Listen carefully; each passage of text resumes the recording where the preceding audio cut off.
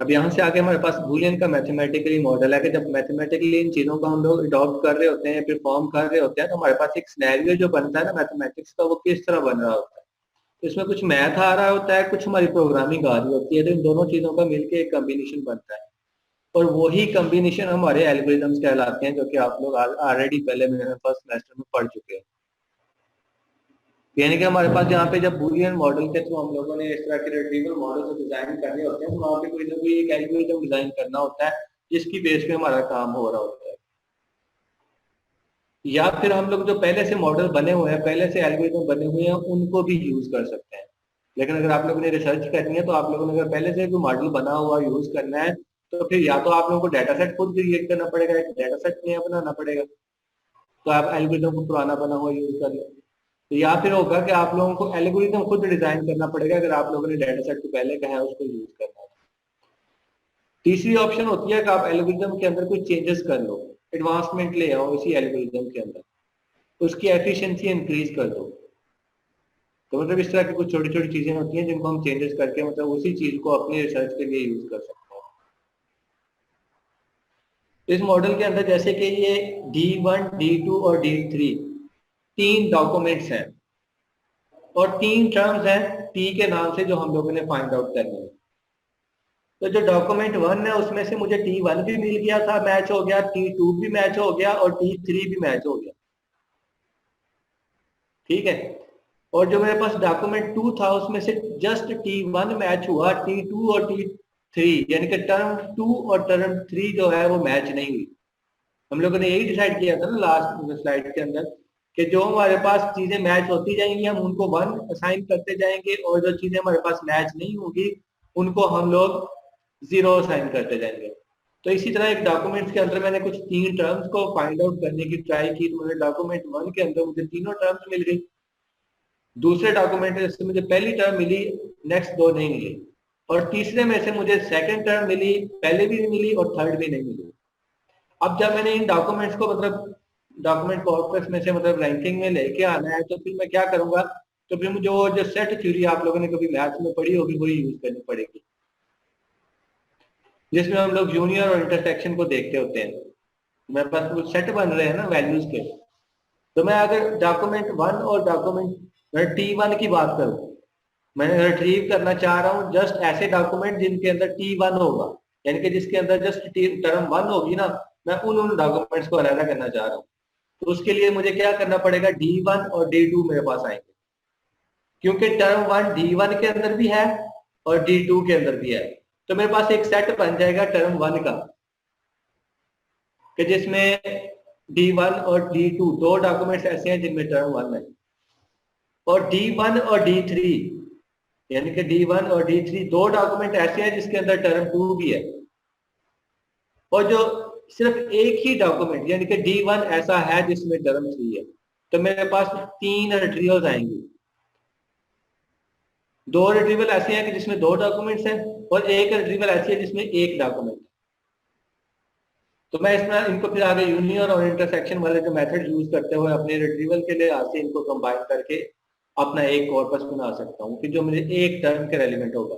अब वो वहां पे फिर अब हमारी डिसीजन होती है कि मुझे अब कौन से डॉक्यूमेंट चाहिए जिनमें तीनों टर्म्स हैं, या मुझे ऐसे डॉक्यूमेंट चाहिए जिसमें पहली टर्म है, या ऐसे डॉक्यूमेंट चाहिए जिसमें पहली दो या आखिरी तीन है। तो उसके लिए आज से फिर ये मेरी सिलेक्शन बन जाएगी कि मेरे पास जो डॉक्यूमेंट्स का आगे जो रैंक बनेगा एक, उसमें मैं कौन कौन सी टाइप के डॉक्यूमेंट रखना चाह रहा हूँ, ये फिर हमारी डिसीजन होगी।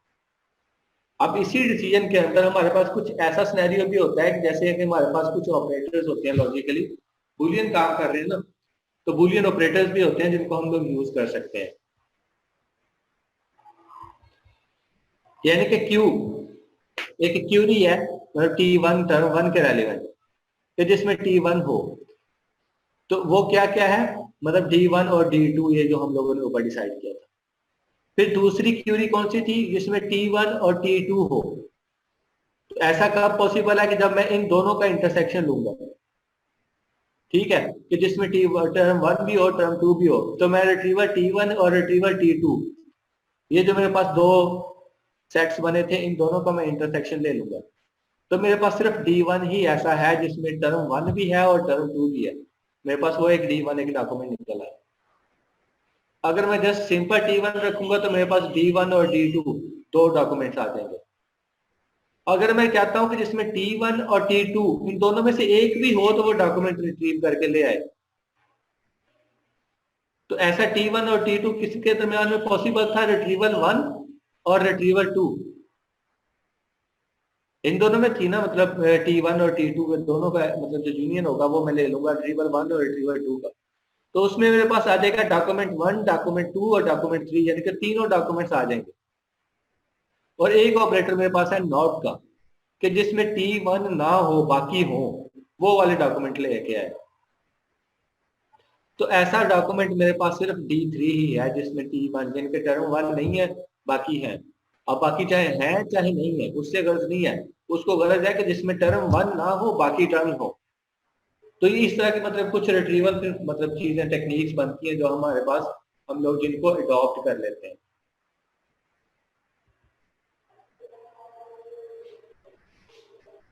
यहाँ तक ठीक हो गया। अब आगे चलते हैं। अब ये जो हमारे पास जैसे कि टर्म 1 और टर्म 2 थी, मतलब ऐसे ही मैं कोई एक मतलब टर्म ले लेता हूँ A और टर्म ले लेता हूँ B बूलियन मॉडल के अंदर, कि जहाँ पे हमारे पास काफी सारे डॉक्यूमेंट्स हों और उनमें से फिर हम लोगों ने अपने डॉक्यूमेंट्स को वेरीफाई करना हो। ये तो 3 डॉक्यूमेंट्स थे और मैंने यूनियन और इंटरसेक्शन की बात हो गई। तो जब एक डॉक्यूमेंट्स के कॉर्पस में से डॉक्यूमेंट्स को बाहर निकालना हो तो हमारे पास फिर क्या होता है कि हम लोग करते हैं कि फॉर एग्जांपल यहाँ पे फिर अब मैं एंड का ऑपरेशन यूज कर रहा हूँ। ये जो पावर का सिंबल होता है ये एंड का सिंबल होता है। मतलब एक क्यूरी है, जिस क्यूरी में वो कह रहा है कि टर्म ए भी हो एंड टर्म बी भी हो, तो मुझे ऐसे डॉक्यूमेंट के कॉर्पस में से निकाल के दो जिसमें टर्म ए और टर्म बी दोनों। तो मैं पहले क्या करूंगा, पहले टर्म ए को लोकेट करूंगा डिक्शनरी में से, और जहां जहां से मुझे मिलेगी मैं उन्हीं उन्हीं के रेलिवेंट एक पोस्टिंग करता जाऊंगा। पोस्टिंग मतलब होता है लोकेशन, ठीक है। तो उनकी लोकेशन आइडेंटिफाई करता जाऊंगा, मतलब उनकी पोस्टिंग करता जाऊंगा उस डॉक्यूमेंट के आईडी के अगेंस्ट। अब यहाँ पे हमारे पास बात आती है डॉक्यूमेंट की प्री प्रोसेसिंग की।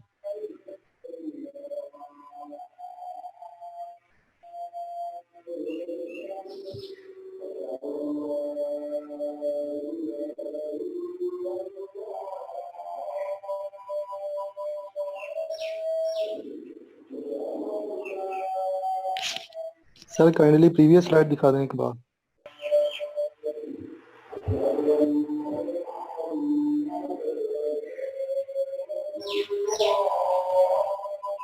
जी सर, ये वाली स्लाइड समझ नहीं आई।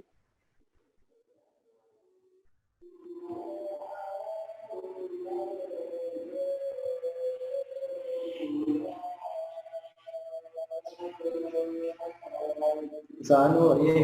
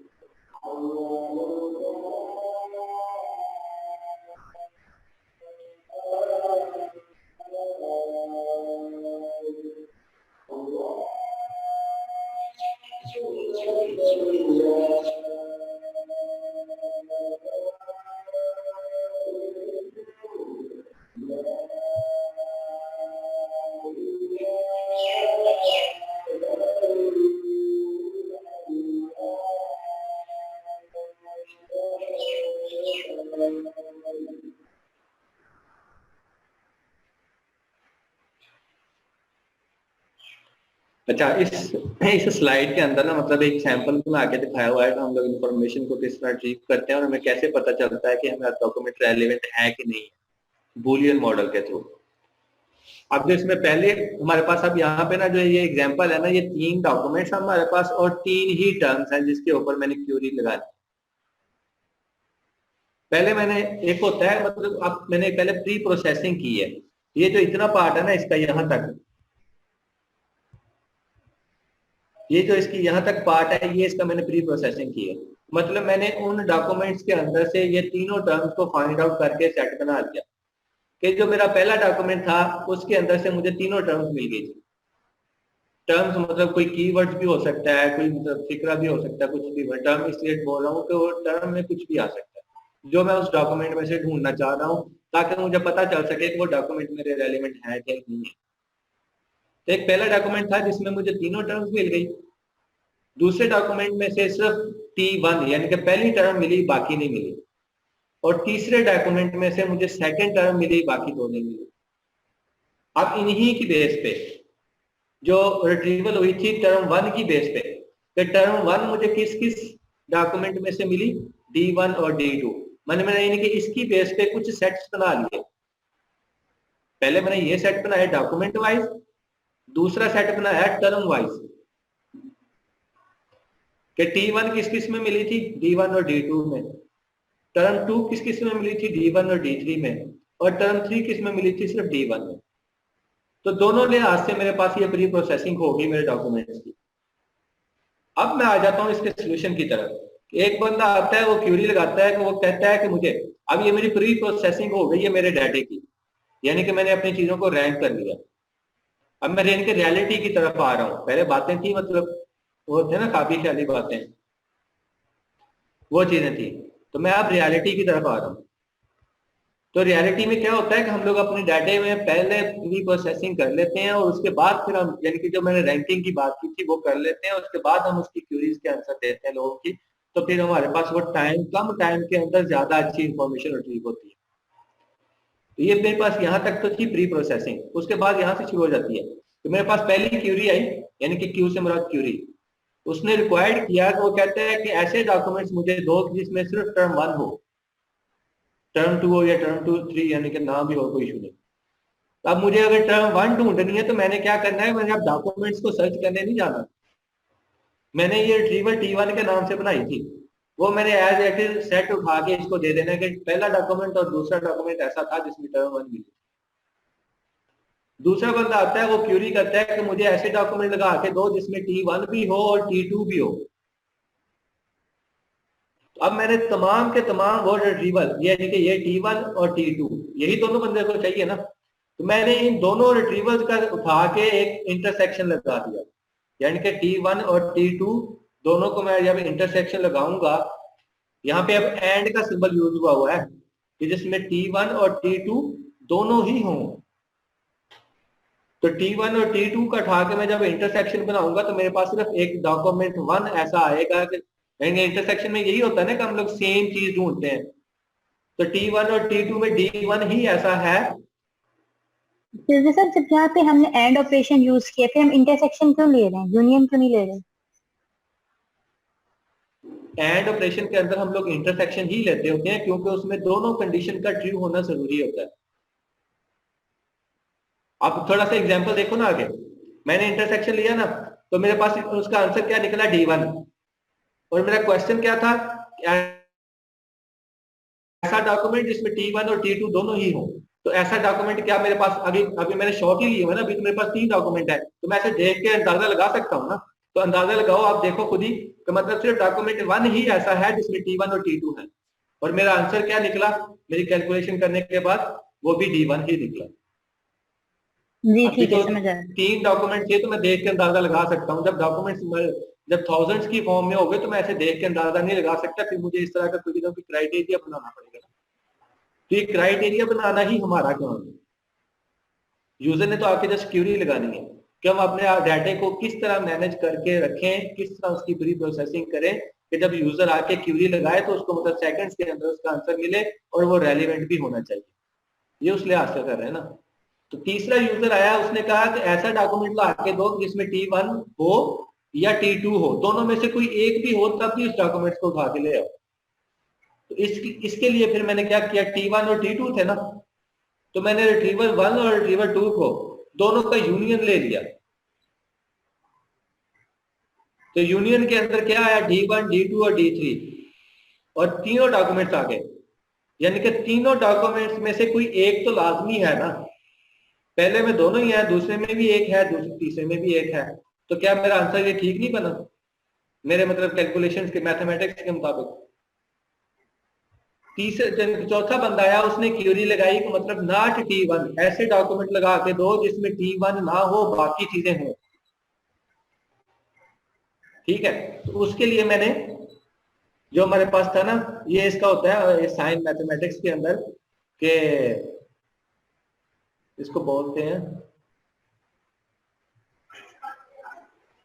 मुझे इसका नाम नहीं लेने में आ रहा कि इसको सैंपल बोलते हैं कि जिसमें RT1 ना हो ना, मतलब T1 ना हो उस डॉक्यूमेंट को लेके आओ। निगेशन बोलते हैं। निगेशन, जी निगेशन। हाँ निगेशन मतलब इनकार करना होता है इसका मतलब, ऐसे ही है ना? जी सर। तो अब जो T1 है वो जिस डॉक्यूमेंट में ना हो मुझे वो ला के देना है, तो मैं इसके लिए फिर निगेशन यूज करूंगा। मतलब यहाँ पे भी है T1, मतलब T1 पहले डॉक्यूमेंट में भी है, दूसरे में भी है, तीसरे में नहीं है, तो मतलब वो तीसरा डॉक्यूमेंट आएगा वो मेरे पास यहाँ एज ए आंसर के तौर पर आ जाएगा। तो इस तरह के कुछ मैथमेटिकली चीजें इस्तेमाल करनी पड़ती हैं हमें, यानी कि सेट्स और इंटरसेक्शन और यूनियन और एंड और आर ऑपरेटर, और कुछ हमें प्रोग्रामिंगली चीजों को करना पड़ता है। तो फिर हमारे पास वो हम अपन चीजों को रिट्रीव, अपने डाटा को रिट्रीव कर पाते हैं। अब समझ आइए?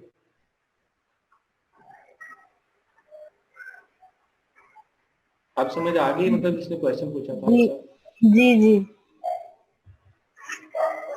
अब डॉक्यूमेंट्स मेरे पास बढ़ गए हैं, जब डॉक्यूमेंट्स बढ़ जाते हैं तो मतलब फिर हम क्या करते हैं, डॉक्यूमेंट्स भी बढ़ गए और मेरा जो क्यूरी थी वो भी चेंज हो गई। अब मैं क्यूरी एंड वाली यूज कर रहा हूँ।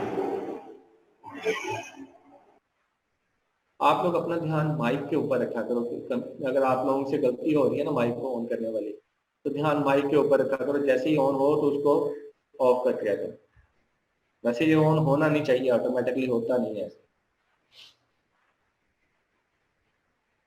तो मैं कंसीडर करूंगा प्रोसेसिंग द क्यूरी, अपनी क्यूरी को प्रोसेस करने के लिए। उसमें मेरे पास दो टर्म्स है, एक ए और एक बी के नाम से। मुझे ऐसे डॉक्यूमेंट्स चाहिए कि जिनके अंदर ये दोनों ही टर्म्स हों।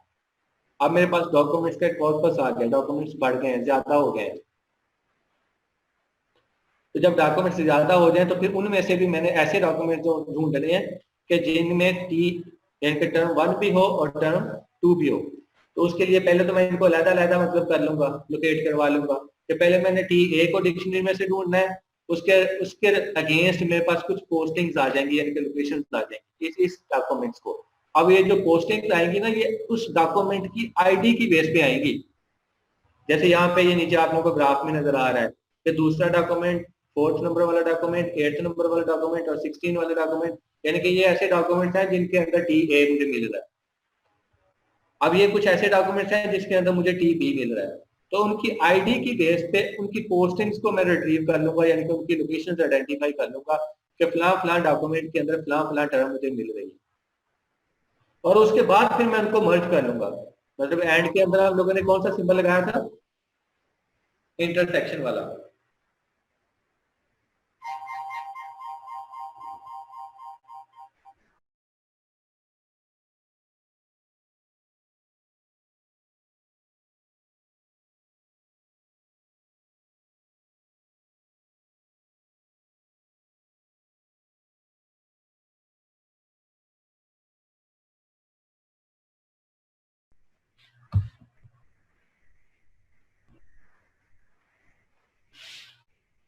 अब आवाज आ रही है? Yes sir. कॉल आ गई थी, मैं कॉल आ गई थी इसलिए म्यूट किया था, तो अच्छा मैं स्टार्ट करने लगा हूँ फिर दोबारा। तो हम लोगों ने एंड के अंदर कौन सा लिया था? इंटरसेक्शन का ऑपरेशन यहाँ पे यूज किया था। अब मुझे यहाँ से भी इंटरसेक्शन का एक ऑपरेशन यूज करना पड़ेगा, लेकिन अब जो कि डॉक्यूमेंट से ज्यादा है और मतलब चीजों को ज्यादा है, तो मुझे एक एल्गोरिथम डिजाइन करना पड़ेगा। और यहाँ पे मेरी फिर एफिशिएंसी भी इनके काउंट की जाएगी कि जैसे जैसे हमारे पास में डाटा बढ़ता जाता है, हमारे पास अपने उस काम को करने की जो एफिशिएंसी होती है हमने उसको भी बढ़ाना होता है। तो मैंने क्या किया, मतलब यहाँ पे मेरे पास टी ए और टी बी दो टर्म्स थी, इनकी क्यूरी आई कि मतलब ऐसे डॉक्यूमेंट्स ढूंढते हैं एक डॉक्यूमेंट के कॉर्पस में से जिसमें बहुत ज्यादा डॉक्यूमेंट्स होंगे। तो उसके लिए मुझे पहले डॉक्यूमेंट्स में से टर्म को फाइंड करना पड़ेगा, फिर टी बी को फाइंड करना पड़ेगा, जो उनके कुछ एसेट्स आएंगे, पोस्टिंग्स आएंगी, उनको मैं उन डॉक्यूमेंट की आईडी की बेस पे अपने पास सॉर्ट कर लूंगा। और जब मैं उसको सॉर्ट कर लूंगा तो फिर मैं एक एल्गोरिथम डिजाइन करूंगा कि जिसकी बेस पे मैं उसको आपस में फिर कंबाइन करके ऐसे डॉक्यूमेंट्स निकालूंगा कि जिसमें दोनों टर्म्स हों। और जब एल्गोरिथम की बात आएगी तो आप लोगों ने एल्गोरिथम पे पढ़ा होगा कि हमने उसका फिर आंसर भी बताना होता है कि वो कितने टाइम के अंदर अपने आप को सॉल्व कर सकेगा। और यहाँ पे फिर जब मैंने उसका आंसर देना है तो यहाँ पे कह रहा है if the list length are X and Y, ठीक है, और मर्ज टेक मतलब कुछ लिस्ट निकली मेरे पास। अब यहाँ पे O of X plus Y time लगेगा मुझे इसको फाइंड आउट करने में एक ऐसे डॉक्यूमेंट जिनमें दोनों ही टर्म्स हो। अब x प्लस वाई यहाँ पे क्या है, x मेरा है ऐसे डॉक्यूमेंट्स जिसमें टर्म 1 मुझे मिली थी, और y मेरे पास ऐसा है कि ऐसे डॉक्यूमेंट जिसमें टर्म 2 मुझे मिली थी। तो अब मैं दोनों का जब मतलब दोनों को ऐड करके जो मेरे पास वैल्यू आएगी तो वो मेरा एक टाइम निकल आएगा कि मेरा इस एल्गोरिथम को सॉल्व करने के लिए या मेरे उस डॉक्यूमेंट्स को फाइंड आउट करने के लिए मेरे पास टाइम आएगा, वो आएगा ओ ऑफ एक्स प्लस 1। कुछ इस तरह के मेरे ख्याल में किया होगा आप लोगों ने एल्गोरिथम्स के अंदर। क्योंकि अब मैं एक एल्गोरिथम यूज कर रहा हूँ आगे इसको फर्दर प्रोसेस करने के लिए, तो मुझे उसकी एफिशिएंसी टाइम भी निकालनी पड़ती है। तो वो निकालने के लिए मैंने उसको क्या किया, ओ एफ एक्स प्लस 1 एक इक्वेशन बना ली अपनी, यानी कि एक्स हो गया मेरे नंबर ऑफ डॉक्यूमेंट जिसमें टर्म ए मिली, और वाई हो गया ऐसे डॉक्यूमेंट जिसमें टर्म बी मिली। क्योंकि दोनों को एक टाइम कंज्यूम होगा ना, दोनों को एक टाइम लगेगा, और उन दोनों का टाइम अलग अलग लगेगा क्योंकि मैंने पहले दोनों को अलग अलग सर्च किया था, और दोनों को जब मैं प्लस करूंगा तो मेरा टोटल टाइम निकल आएगा। अब उसके बाद मैं एल्गोरिथम को देख लेता हूँ। एल्गोरिथम के अंदर पे मैं इंटरसेक्ट कर रहा हूँ दोनों चीजों को, कि जो ऐसे डॉक्यूमेंट जो पहले P1 में जो मेरे पास तो पहले टर्म को जिसमें मिली थी वो डॉक्यूमेंट होंगे, और P2 यानी कि जिसके अंदर टर्म 2 मिली थी वो डॉक्यूमेंट्स होंगे, और इन दोनों को इंटरसेक्ट करने के लिए एक एल्गोरिथम बन जाएगा कि जिसमें मैं एक कंडीशन लगा लूंगा कि जब तक P1 में भी नील नहीं आ जाता और P2 में भी नील नहीं आ जाता मेरी ये लूप चलती रहेगी। और हर लूप पे मैं उसको कंडीशन चेक करता रहूंगा, do if document ID P1, यानी कि वो जो डॉक्यूमेंट आईडी P1 के लिहाज से होगी टर्म 1 के लिहाज से, और डॉक्यूमेंट आईडी जो होगी P2 के लिहाज से, यानी कि डॉक्यूमेंट आईडी पहली और डॉक्यूमेंट आईडी दूसरी जहां पे मैच करेगी। इंटरसेक्शन करवा रहा हूं ना, पहले सेट में से पहली वैल्यू को उठाना, दूसरे सेट में से भी पहली वैल्यू को उठाना, दोनों को मैच करवा के देखना करती है कि ठीक है, नहीं करती तो इसको छोड़ देना। फिर पहले सेट में से भी वैल्यू उठानी, दूसरे में से भी उठानी, फिर उसको छोड़ मतलब चेक करना, फिर छोड़ देना। मतलब इस तरह का ये कंडीशन लगा के एक लूप का स्ट्रक्चर बनेगा जो हर एक बेस पे हर एक वैल्यू को चेक करवाता जाएगा, आपस में मैच करवाता जाएगा। अगर दोनों डॉक्यूमेंट्स में मतलब दोनों टर्म्स आ रही हैं तो ठीक है, नहीं आ रही तो उससे नेक्स्ट टर्म को पकड़ लेगा। तो इस तरह हम 1 बाय 1 करके तमाम सेट्स को कंपैरिजन करवा के उसका चेक कर लेते हैं, और एट द एंड पे जो हमारे पास रिजल्ट आ जाते हैं। अब चूंकि मैं पहले डॉक्यूमेंट यानी कि पहली टर्म को लेके जितने डॉक्यूमेंट थे उनकी आईडी को भी ले रहा हूँ, और जो दूसरी टर्म को लेके जितने भी डॉक्यूमेंट थे उनको भी ले रहा हूँ, ठीक है। अब चूंकि मैं दोनों को पैरेलल लाइन के साथ चल रहा हूं तो इसकी काउंटिंग और इसकी काउंटिंग, ये दोनों का जो टाइम होगा दोनों को मैं अगर ऐड कर दूंगा तो मेरे पास टोटल टाइम निकल आएगा जो इसको एल्गोरिथम को सॉल्व होने के लिए लगेगा। तो मतलब ये तो था इंटरसेक्शन के थ्रू मेरे पास दो डॉक्यूमेंट्स में से दो टर्म्स को फाइंड आउट करना। मेरे पास क्यूरी क्या थी कि तो एक टर्म ए है एक टर्म बी है और कुछ डॉक्यूमेंट्स है, कॉर्पस ऑफ डॉक्यूमेंट्स है, और उसमें से मैंने इन दोनों टर्म्स ऐसे डॉक्यूमेंट्स को ढूंढना है जिसमें ये दोनों टर्म्स हो। तो पहले मैं एक एक करके अलग अलग फाइंड आउट कर लूंगा, फिर उन दोनों का इंटरसेक्शन ले लूंगा, और फिर जो एट द एंड पे मेरे पास डॉक्यूमेंट्स निकलेंगे वो ऐसे डॉक्यूमेंट्स होंगे कि जिनके अंदर दोनों टर्म्स होंगी। तो ये मतलब वो तरीकाकार होता है इंफॉर्मेशन को रिट्रीव करने का।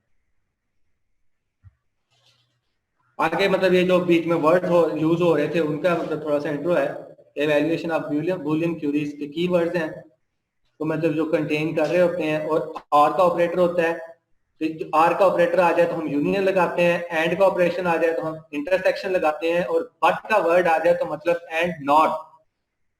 जैसे होता है ए बट बी, ऐसे जिसमें ए हो बी ना हो, ए बी बट सी, ऐसे डॉक्यूमेंट जिनमें ए और बी टर्म हो लेकिन सी ना हो। तो ये कुछ टर्म्स हैं जो कि हम लोग इस्तेमाल करते हैं अपनी इंफॉर्मेशन को रिट्रीव करने के लिए।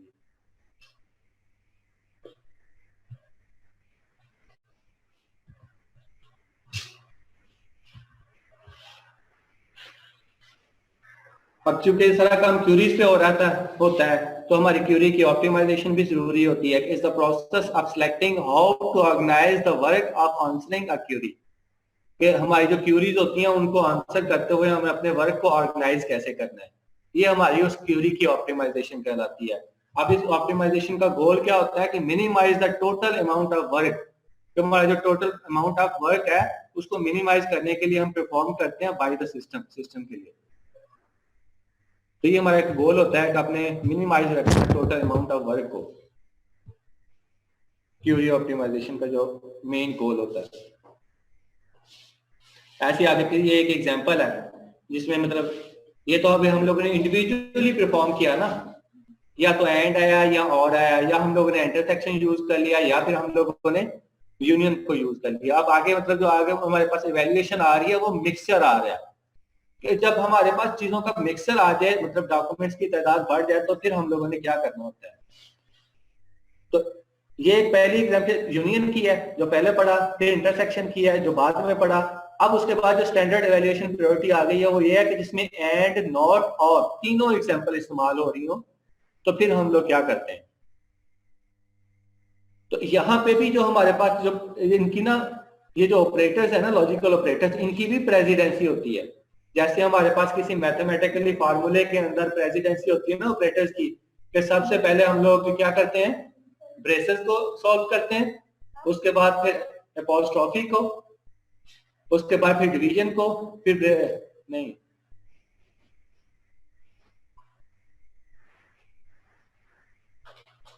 मतलब हमारे पास एक वर्ड होता है बदमाश के लिहाज से, इनके बी से ब्रेसेस, ए से अपॉस्ट्रोफी, डी से डिवीजन, एम से मल्टीप्लिकेशन और ए से एडिशन और एस से फिर सब्ट्रैक्शन। तो जिस तरह हमारी वहां पे ये जो ऑपरेटर्स की प्रेसिडेंसी होती है ना मैथमेटिकली ऑपरेटर्स की, इसी तरह हमारी लॉजिकली ऑपरेटर्स की भी प्रेसिडेंसी होती है। कि ये अगर हमारे पास कुछ इस तरह की एक्सप्रेशन आ जाए, जैसे ये एट द एंड पे एंड वाली लाइन में लिखी हुई है कि इसमें ब्रेसेस भी है, एंड का साइन भी है, और का साइन भी है, तो ऐसी सिचुएशन में जो सबसे पहले हमारे पास ऑपरेटर की प्रेसिडेंसी होती है वो ये होता है कि पहले एंड को, फिर नॉट को, और फिर आर को। मतलब इस पहले एंड को हम लोगों ने सॉल्व करना है, फिर नॉट को सॉल्व करना है, फिर और को सॉल्व करना है। लेकिन अगर बीच में कोई ब्रेसेस इस्तेमाल हो रही है तो सबसे पहले हम लोगों ने ब्रेसेस को सॉल्व करना है। तो ये मतलब जिस तरह हम लोगों की मैथमेटिकली ऑपरेटर की प्रेसिडेंसी होती है, ऐसे ही हमारी यहाँ पे लॉजिकल ऑपरेटर्स की भी प्रेसिडेंसी होती है। तो इसका भी आप लोगों को पता होना चाहिए। तो फिर हम लोग जब इस तरह की चीजें आती हैं तो फिर हम लोग क्या करते हैं, उसको एक ट्री की फॉर्म दे देते हैं, फिर हमें इस तरह की चीजों को सॉल्व करना आसान हो जाता है। फिर जब हमारे पास इन ऑपरेटर्स की, लॉजिकल ऑपरेटर्स की तादाद बढ़ जाए हमारी क्यूरी के अंदर, तो हम लोगों ने उसको फिर ट्री के थ्रू सॉल्व करना होता है कि एक ट्री बनाते हैं, उस ट्री के अंदर से अपने मतलब प्रोसेस को गो थ्रू करवाते हैं, और एट द एंड पे जो हमारे पास आंसर आता है वो हमारा आंसर निकल आता है। तो मतलब ये आइडिया भी है।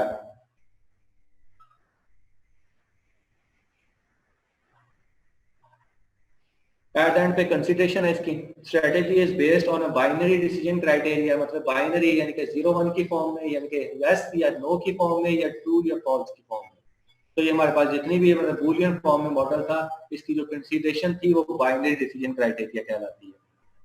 Document is predicted to either relevant और नॉन रेलिवेंट, यानी कि उनको प्रिडिक्ट करना आप लोगों के रेलिवेंट है या नहीं है, without any notion of A grading scale.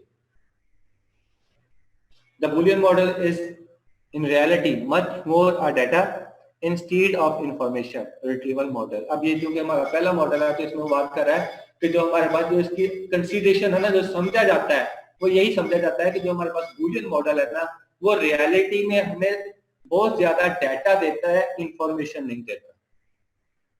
यानी कि इंफॉर्मेशन रिट्रीवल का मॉडल, ये पहला मॉडल जो बूलियन मॉडल है, एट द एंड पे जो हमारे पास ये सारी चीजें इसके बारे में देखने के बाद हमारी कंसिडरेशन आई, वो क्या आई कि ये हमें मच मोर डाटा देता है, ना कि इंफॉर्मेशन देता है।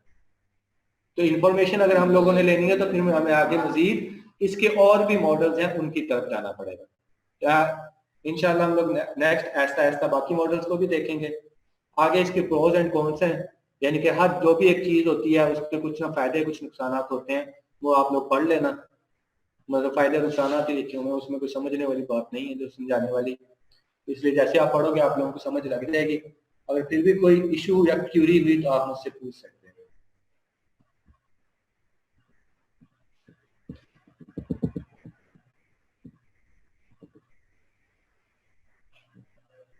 और एट पे इसके ये रिसोर्सेज हैं जो मैंने स्टार्ट में बताया था, वही बताया हुआ है कि जहां जहां से मटेरियल लिया गया। अब आप लोगों ने यहां तक कोई क्वेश्चन पूछना तो पूछ सकते हो।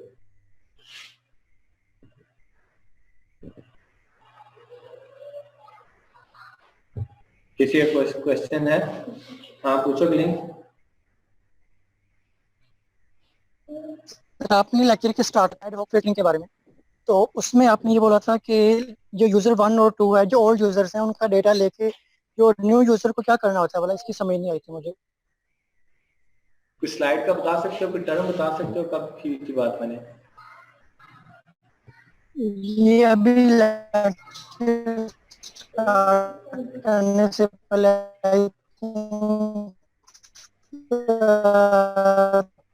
थर्ड स्लाइड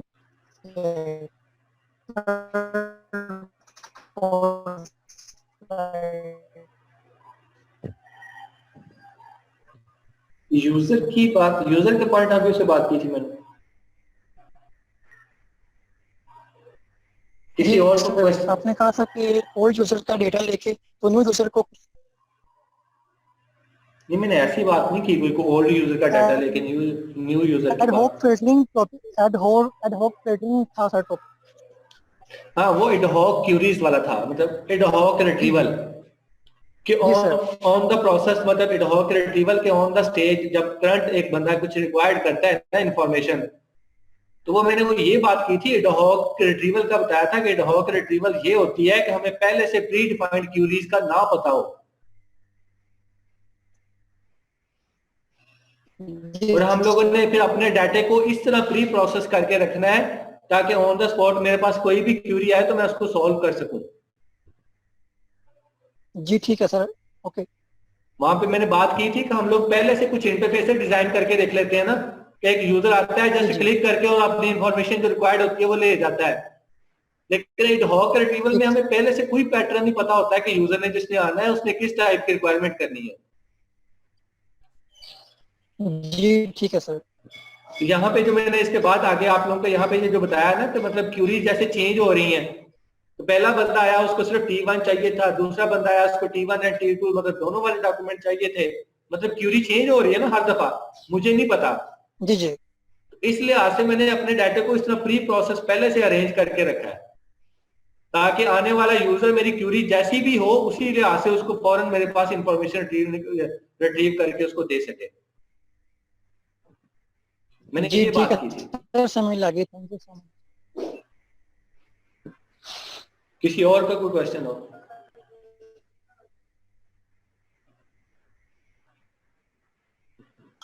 नहीं? Sir ad hoc and Boolean model में क्या डिफरेंस है? बूलियन हमारे पास मॉडल है इंफॉर्मेशन रिट्रीवल का। एडहॉक एक्सेस होती है कि हमने एडहॉक एक्सेस के अंदर या एडहॉक रिट्रीवल के अंदर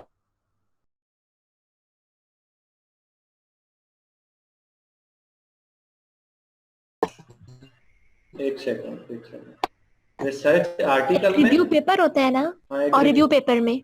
हाँ हाँ रिसर्च आर्टिकल और रिसर्च रिव्यू पेपर में जी आर्टिकल खुद से एक मतलब पेपर होता है खुद कंप्लीट, ठीक है, जिसमें आप किसी एक चीज को लेके उसके ऊपर काम करते हो। आर्टिकल किसी एक चीज के बारे में होता है ना, किसी एक टॉपिक के बारे इसमें में। हम मेथोडोलॉजी अप्लाई करते हैं और इनोवेशन को इंट्रोड्यूस करवाते हैं।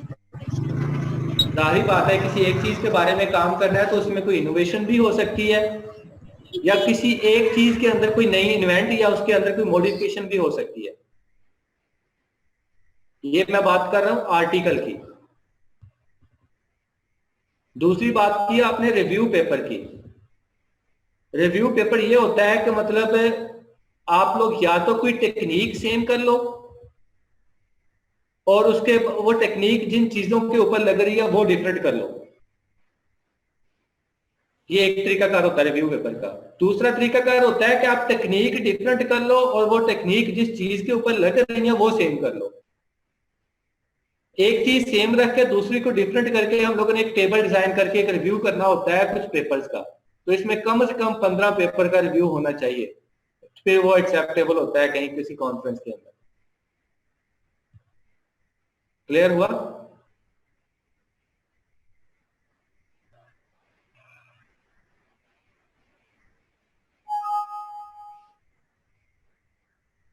हेलो,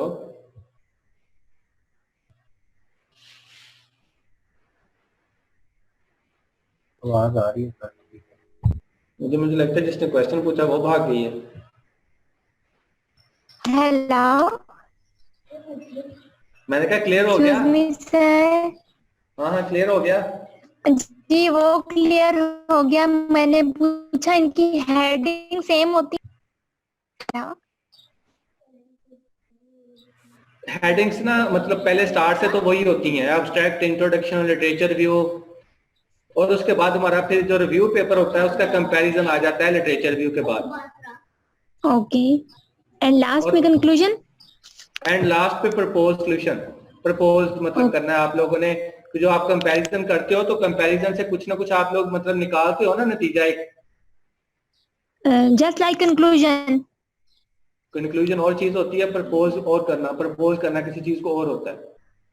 मतलब हम जैसे अपने आप- पॉइंट ऑफ व्यू से बताएंगे। जैसे हाँ मतलब अपने पॉइंट ऑफ व्यू से बताओगे कि इस चीज को फलां फलां बंदे ने ऐसे ऐसे काम किया और फलां फलां ने ऐसे ऐसे काम किया और एट द एंड पे रिजल्ट क्या हुए, तो अगर मैं इस टेक्निक को इस मकसद के लिए इस्तेमाल करूंगा तो ये टेक्निक मेरे लिए बेस्ट होगी, ये प्रपोज होता है। ओके ओके कंक्लूजन होता है कि सिंपल सिर्फ कंपैरिजन बता देना चीजों का, मतलब उसके बारे में एक पूरी डिटेल को एक कंप्रेस समरी बना लेना।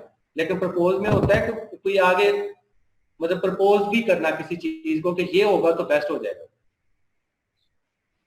मैंने लास्ट टाइम एक आर्टिकल लिखा है मशीन लर्निंग को लेके। अच्छा, मुझसे पहले जिन लोगों ने उस पर काम किया हुआ था, जिस एल्गोरिदम के थ्रू उनकी एक्यूरेसी मुझसे कम थी और मैंने 97% एक्यूरेसी के साथ उसका एल्गोरिदम अप्लाई करके आंसर दिया है। कमाल कर दिया पिता। फिर उसका आगे क्या किया? जी फिर आगे उसको क्या किया?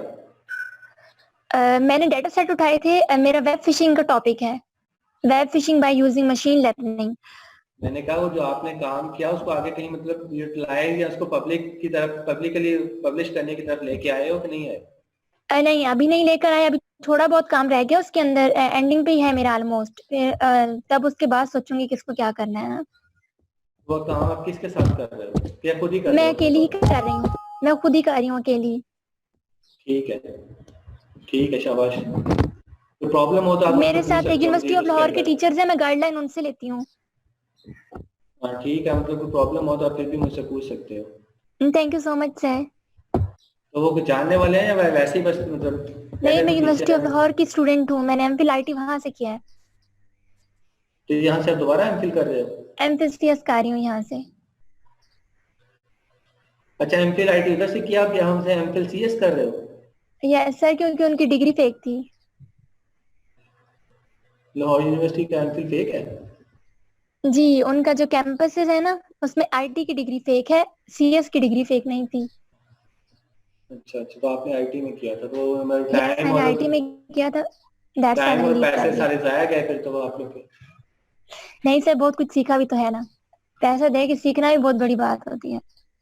हाँ ये भी ठीक है आपकी बात वैसे, लेकिन टाइम से कीमती कोई चीज नहीं होती। सर नॉलेज तो मिला है ना, बस मैंने इसी चीज पे कॉम्प्रोमाइज कर लिया। हाँ ये भी ठीक है, आपकी नॉलेज से बड़ी भी कोई चीज नहीं होती। ये भी टीचर एक बहुत टाइम, अच्छे थे। नॉलेज भी एक टाइम गुजारने के बाद मिलता है। जी, दैट्स व्हाई फिर मैंने कहा चलो नॉलेज तो है ना कम से कम कुछ लिखने का। कौन से कैंपस से किया था? सरगोदा कैंपस से। अच्छा ठीक, thank you so much sir. Welcome.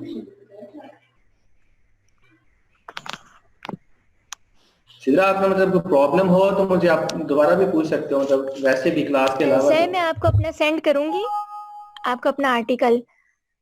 Sir मैंने एक्चुअली ना ठीक वेका है। की वेबसाइट, वेका का सॉफ्टवेयर यूज किया उसके लिए, रिजल्ट फाइंडिंग के लिए। आपको वैका वेका को का यूज आइडिया किया है? होगा।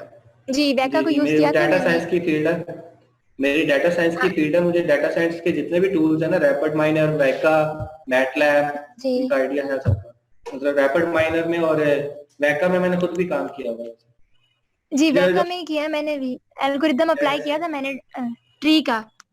हाँ हाँ, उसमें भी ये 0 1 जैसे मैं अभी आज आप लोगों को बता रहा था ना, उसमें भी हम लोग इसी तरह मतलब हमारे आंसर्स आते होते हैं कि उसमें जो स्टैटिस्टिकली चीजें हैं ना, जैसे कि वहां पे एक बायसियन अप्रोच यूज होती है, बेसियन अप्रोच, उसके अंदर पहले प्री डिफाइंड बना बनाया एल्गोरिदम है वैका के अंदर, तो उसको यूज करें तो उसके अंदर फिर जी हमें जी चीजों को पॉजिटिव और नेगेटिव बताने के लिए उसके अंदर जो हमें पैरामीटर सेट करते हैं वो यही होते हैं 0 और 1। जी, हमारे फॉल पास पॉजिटिव और फॉल नेगेटिव वैल्यूज और सारा ये एक्यूरेसी फाइंड करने के लिए। हाँ बिल्कुल, मैंने उस पे काम किया था वैका के अंदर। ऐसे लास्ट टाइम ना जो मुझसे पहले लोगों ने रैंडम फॉरेस्ट के थ्रू काम किया हुआ था, उसमें एक्यूरेसी 94% थी, 92% इतनी थी, 97 किसी की भी नहीं थी। तो मैंने उसका कंपैरिजन लेके 97% एक्यूरेसी को ज्यादा वो फोकस किया है। रिव्यू पेपर यही होता है ना कि मतलब जो पहले से टेक्निक्स पे काम किया होता है वही करके उसमें जब आप उनका कंपैरिजन करते हो तो आपको उसमें से फिर गैप्स मिल जाते हैं कि उन्होंने क्या गलतियां की थी जिसकी वजह से उनका रिजल्ट नहीं अच्छे आए, और आप उसी को इम्प्रूव करते हो और उसी को प्रपोज करते हो, वो आपका एक रिव्यू पेपर बन जाता है। और रिव्यू पेपर अगर अच्छा लिखा हुआ हो ना तो इसकी जो वर्थ होती है सिंगल पेपर से यानी कि एक आर्टिकल से ज्यादा होती है, क्योंकि इसमें आपने दूसरों का कंपैरिजन भी करना होता है और एट द एंड पे फिर अपना प्रपोज अपना भी बताना होता है। जी यही तो वो है, इसीलिए तो मैंने वेका को प्रेफर किया था, और मेरे ख्याल में मेरे अलावा किसी ने वेका पे काम नहीं किया। वैका एक टूल है, उसका मतलब इसमें कोई इशू नहीं है, वो एक सिमुलेशन टूल है जिसमें आप अपने रिजल्ट्स को ना डिफेंड करने के लिए उसको यूज करते हो। यस है, क्योंकि आप वो चीजें परफॉर्म करके नहीं ना दिखा सकते तो फिर हमें कोई सिमुलेशन टूल यूज करना पड़ता है, वैसे एक सिमुलेशन टूल है वैका।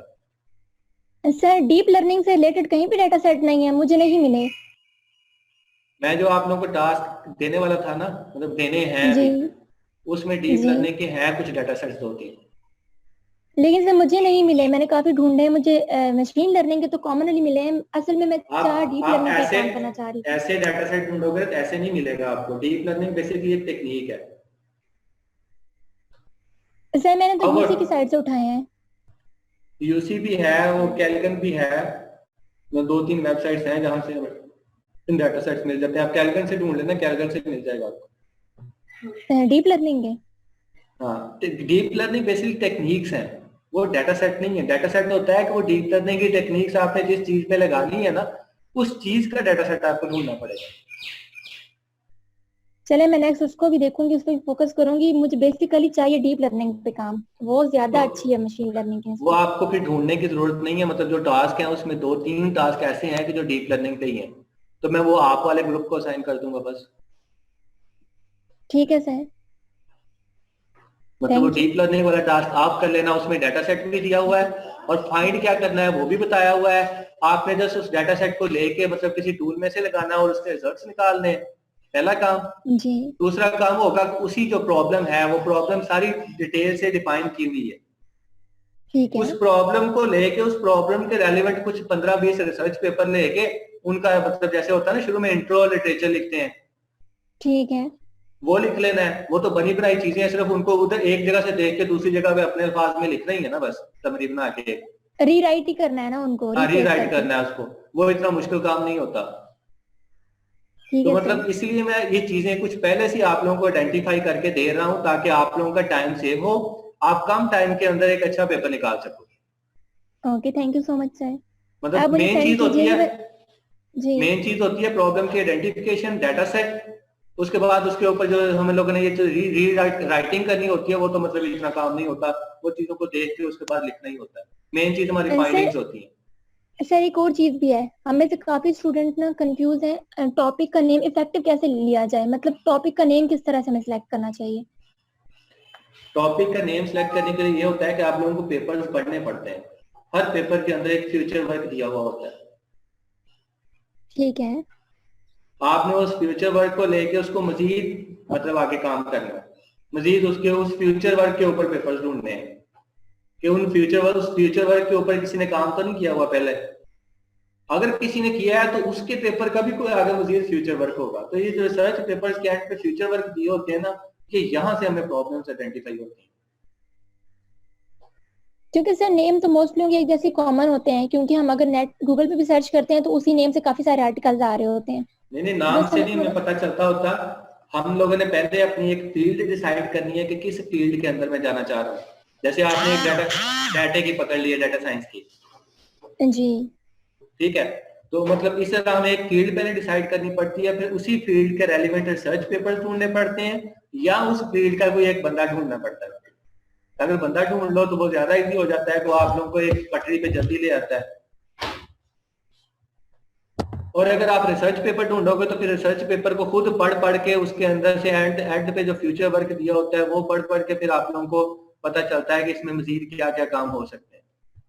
सर, रिसर्च पेपर को पढ़ने से थोड़ा डिफिकल्ट लगता है काम। मैंने पहले ये काम किया है रिसर्च जब पेपर आप वाला लोगों ने भी। टॉपिक ढूंढना होता है तो आप लोगों ने पूरा पेपर नहीं पढ़ना होता है, और फिर आप लोगों ने सिर्फ उसके एंड पे जो फ्यूचर वर्क दिया होता है जस्ट वो पढ़ना होता है। जी सर, मैंने ये काम करके देखा, मुझे इससे ज्यादा सेटिस्फेक्शन नहीं हुई। देन मैंने उनसे कांटेक्ट करके और सारा कुछ पूछ के इस तरह से बनाया पेपर। सेटिस्फेक्शन इसीलिए ना हुई, मैंने वो पहले भी बात यही की है कि मेन हमारे पास जो हमारा प्रॉब्लम होता है ना, वो होता ही यही है कि पहले प्रॉब्लम को आइडेंटिफाई करना। मैं आपको अपना बात में आर्टिकल कहा, भेजूंगी। हाँ वो भेज देना, मैं देख लूंगा, लेकिन मैं मैं आपको सबके अपना लिए ये आर्टिकल बात कर, भेजूंगी, मुझे अभी उसको समराइज करना नहीं आ रहा है एंड पे कंक्लूजन के तौर पे ना। मैं उसके ऊपर ना, आप मुझे भेजना, मैं उसके ऊपर कमेंटिंग कर दूंगा, जैसे वर्ड में करते होते हैं ना, कि कहाँ ओके, कहाँ पे क्या क्या इम्प्रूवमेंट की जरूरत है, तो आप वहां ठीक वहां है। पे वो इम्प्रूवमेंट कर लेना। Okay sir. ये जो मैं फाइंडिंग की बात कर रहा था, मैं ये सबके लिए कर रहा था, तो मतलब मेन हमारा काम ही फाइंडिंग होता है, इसीलिए मैं आप लोगों को वो फाइंडिंग पहले से करके दे रहा हूँ, ताकि आप उसके ऊपर अपना टाइम वेस्ट ना करो। ठीक है सर।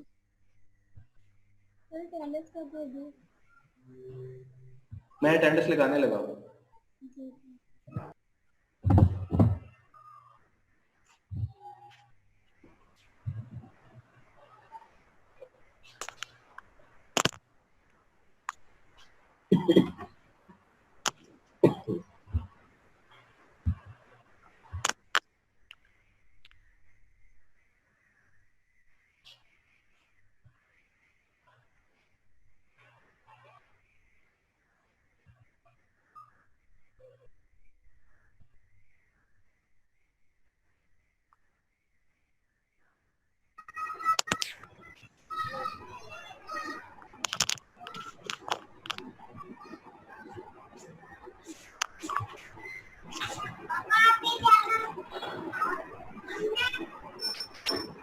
ये अनम्यूट जो भी है अपने आप को म्यूट कर लेना।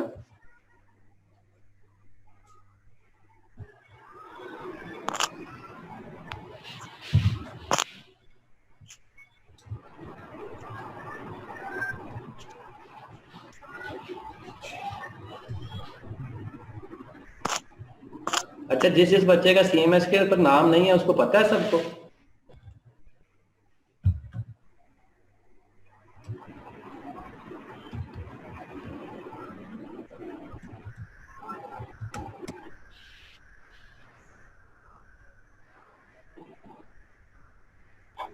सर जो आपके पास लिस्ट है करनी वो एक बार बता दें बोल के। मैं वही शेयर करने लगा हूँ आप लोगों के साथ।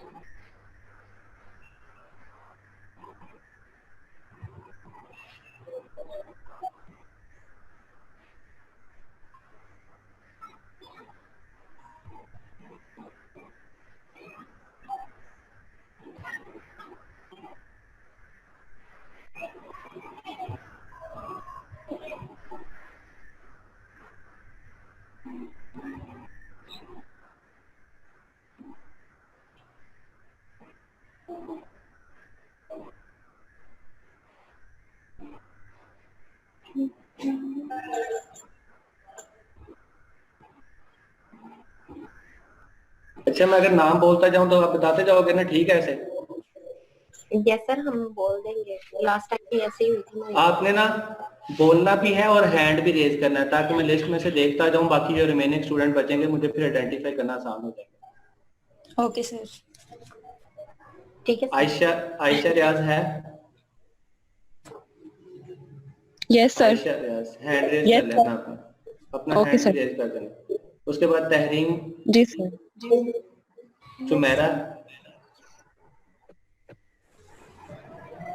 सुमेरा भी है? Yes sir. Afra, Tanzila, yes sir. Iqra, yes sir. Iqra, उसके बाद सिदरा, यस सर। मेरी आई। जैनब। Yes sir. मैंने कहा हैंड रेज करते जाओ अपना, साथ साथ मुझे फिर आइडेंटिफाई करना आसान हो जाएगा। बोलोगे नहीं भी तो कोई इशू नहीं, लेकिन हैंड रेज जरूर करना है, मैं जिनके नाम बोलता जा रहा हूँ।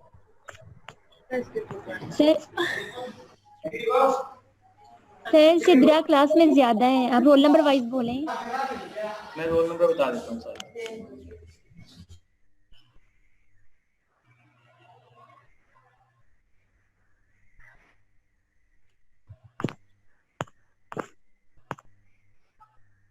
सिद्रा रोल नंबर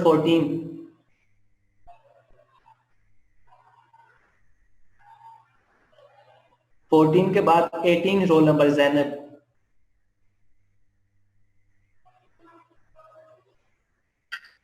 उसके बाद 22 roll number Mohammad Nabeed. Yes sir. Zainab नहीं है?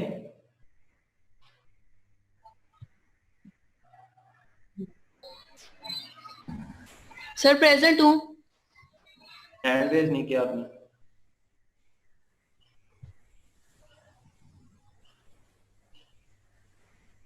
नाम बोलता जा रहा हूँ, सुनते जाना, अटेंडेंस में मैं खुद ही लगा लूंगा, मैंने रिकॉर्डिंग कर ली है। जैनब है, मोहम्मद नवीद एहसन भट्टी 22 रोल नंबर। उसके बाद अंबर सादिया है 28 रोल नंबर। उसके बाद खतीजा है 30 रोल नंबर। प्रेजेंट बोलने की जरूरत नहीं है, बस अपने हैंड रेज करते जाना जिनके नाम बोलते जा रहा हूं। बाकी मैं रिकॉर्डिंग कर लूंगा खुद ही। Amber Sadia 28 roll number, Khatija 30 roll number, Iram 34, Sana 36, Fatima 37, Ujala 38, Nida 40, Umme Kulsoom 41, Mahvash 45, ये जुबैरिया शहबाज है या जुबैरिया? जुबारिया सर, उसकी जुबारिया। दी है। जुबारिया 47, अफशन शौकत 49, मोहम्मद मुनीबुल हसन 50, मुबीन फजल 55, फातिमा मुश्ताक 57, फराज 59, ताबिर 67, शकील 62, मुदस्सर अहमद 63, मोहम्मद तौसीफ 70, आमिर खातिम 71, कोमल बतूल 72, शिजरा 74, सन्ना 75, अली इकबाल 76, मोहम्मद आमिर 78, असदुल्ला 79, आमना 80, अतीका 81, इरम 82, रमशा 91, मोहम्मद बिलाल नूर 92, नवीद शहजाद 95, हाफिज दिलदार 98 और नूर फातिमा 15। ये वो बच्चे हैं जिनका मेरे पास नाम है।